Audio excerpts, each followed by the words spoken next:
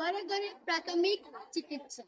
আমরা সুতারকান্দি এমই স্কুলের ছাত্রছাত্রীরা দীক্ষিত ভারত বিড়লাতন এর দলে দলে যোগদান করে অস্বাস্থ্য সম্পর্কিত স্থানীয় নানা সমস্যা চিহ্নিত করে তার সমাধানের উপর জোর দেয় ও এর এক সুন্দর ও সহজ উপায় বের করতে সক্ষম হয়েছে।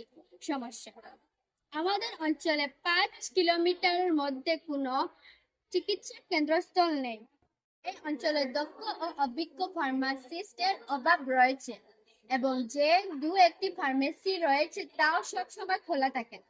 সমাধানের উপায়: প্রত্যেকটি ঘরে ঘরে একটি চিকিৎসা বাক্স থাকার দরকার, যাতে নানা ধরনের প্রয়োজনীয় ঔষধ থাকে।